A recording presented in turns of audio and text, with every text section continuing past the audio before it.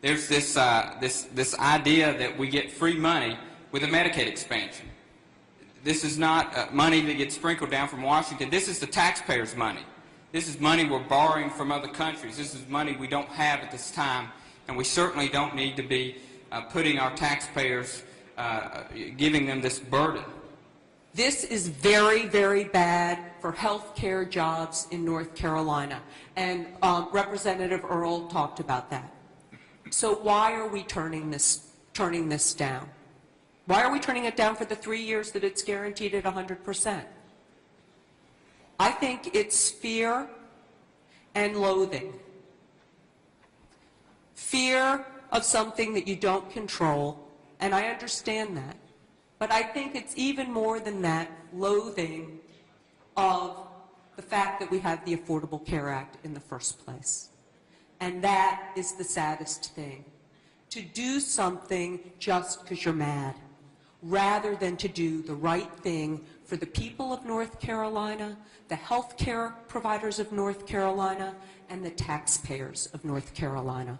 Every time I take a vote, I think about my grandchildren. I've got grandchildren from freshmen at UNCW to a 1-year-old down in Huntsville, Alabama.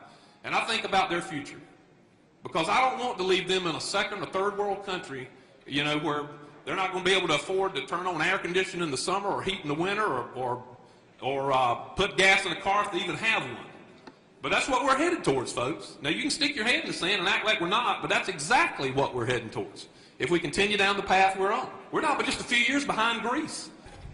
You've talked about jobs.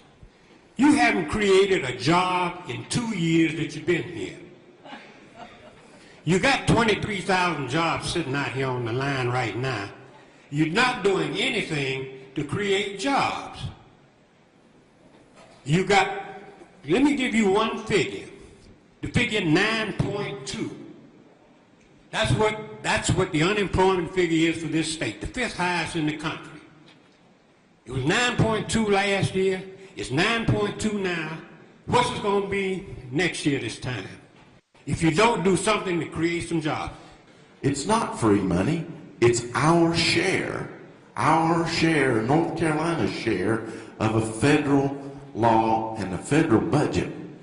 Just to deny that, the only state, I understand, in the 50 planning to do this at this time, is just beyond comprehension to me. What are you thinking?